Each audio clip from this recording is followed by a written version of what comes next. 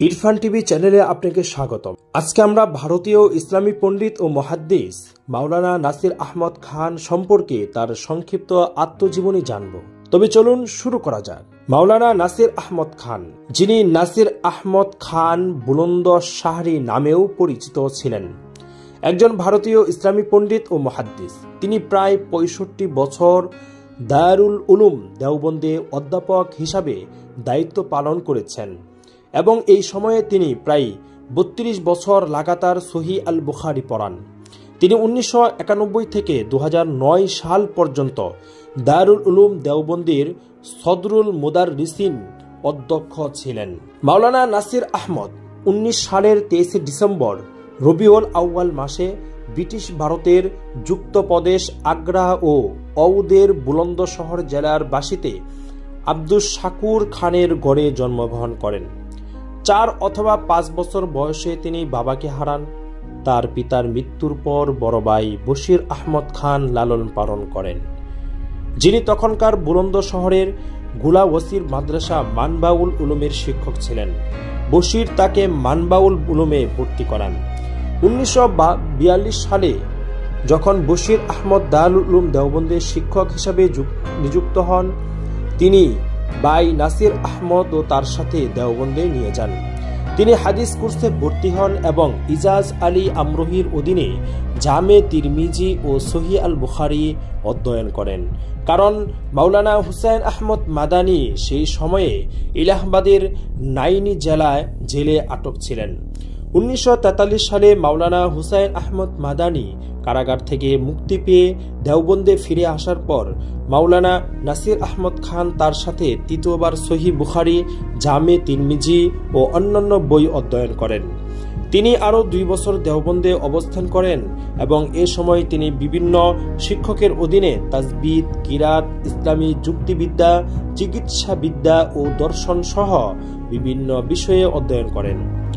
দেওবন্দের শিক্ষকদের মধ্যে রয়েছেন মাওলানা হুসাইন আহমদ মাদানী, মাওলানা ইজাজ আলী আমরোহি, মাওলানা বশির আহমদ খান, মাওলানা আব্দুল খালিক মুলতানি, আব্দুল হক আকবরী, কারি মোহাম্মদ তৈয়ব কাসিমি, কাজী শামসুদ্দিন, মাওলানা আব্দুর রহমান আমরোহি, হিফজুর রহমান প্রতাপগড়ী, মোহাম্মদ উমর দেওবন্দি প্রমুখ ব্যক্তিবর্গ। তিনি আসগর আলী সহজপুরী একজন অনুমোদিত শিষ্য ছিলেন, যিনি হুসাইন আহমদ মাদানীর একজন শিষ্য ও অনুচর ছিলেন। কর্মজীবন: মাওলানা নাসির আহমদ খান স্নাতক হওয়ার পরই আহমদকে মুলতানের একটি বড় মাদ্রাসায় প্রধান শিক্ষকতার পদের প্রস্তাবে দেওয়া হয়, কিন্তু তার ভাই বশির আহমদ তাকে এতদূর পাঠাতে রাজি হননি।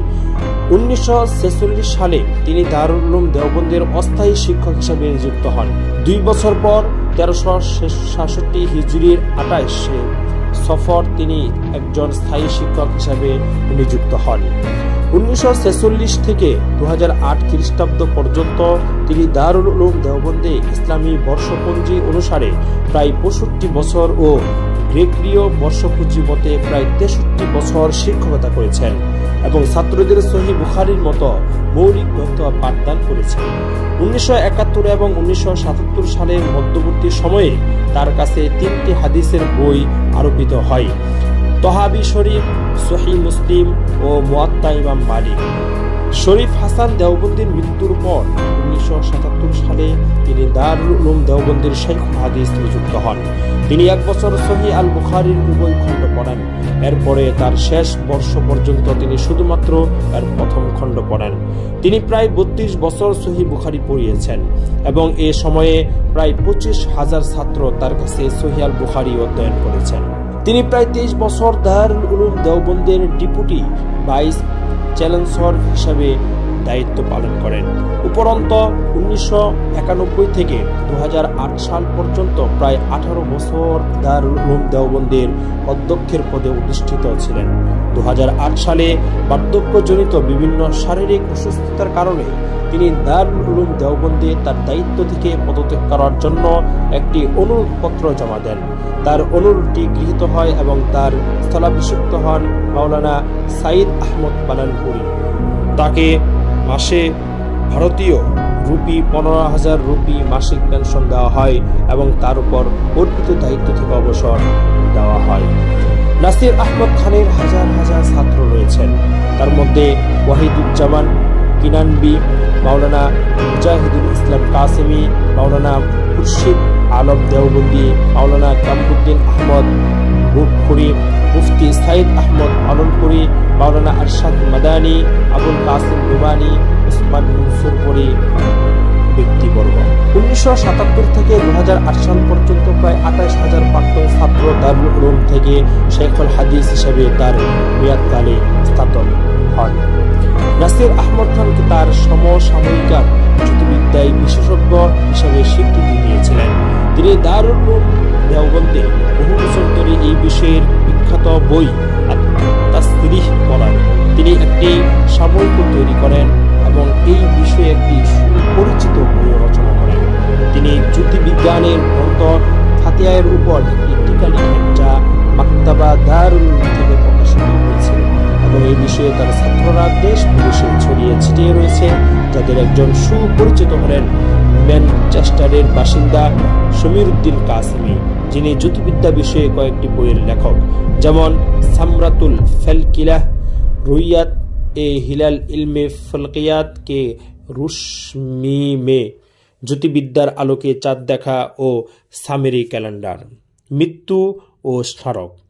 মাওলানা নাসির আহমদ 2010 সালের 4 ফেব্রুয়ারি 19 সফর 1431 হিজরি দেওবন্দে ইসলামী বর্ষপঞ্জি অনুসারে প্রায় 95 বছর বয়সে ও গ্রেকীয় পঞ্জি বর্ষ অনুসারে 92 বছর বয়সে মারা যান। মাওলানা উসমান মনসুরপুরীর নেতৃত্বে দারুল উলুম দেওবন্দে হাজার হাজার মানুষও তার জানাজায় অংশ নেন এবং তাকে কাসেমি কবরস্থানে দাফন করা হয়। মৃত্যুকালে তিনি 5 ছেলে ও 2 মেয়ে রেখে গিয়েছেন। পুত্রদের মধ্যে রয়েছে জমির আহমদ খান, রফি আহমদ খান, আসিস আহমদ খান, শাকিল আহমদ খান ও আকিল আহমদ খান এবং তার সবাই পবিত্র কোরআনের হাফেজ। আল্লাহ রাব্বুল আলামিন মাওলানা নাসির আহমদ খান রহিমাহুল্লাহকে জান্নাতের উচ্চ মাকাম দান করুন। ভিডিওটি ভালো লাগলে লাইক, কমেন্ট এবং বন্ধুদের সাথে অবশ্যই শেয়ার করে সাবস্ক্রাইব করে আমাদের পাশে থাকুন। আপনার পছন্দের ব্যক্তির জীবনী জানতে আমাদের কমেন্ট করতে পারেন। ধন্যবাদ।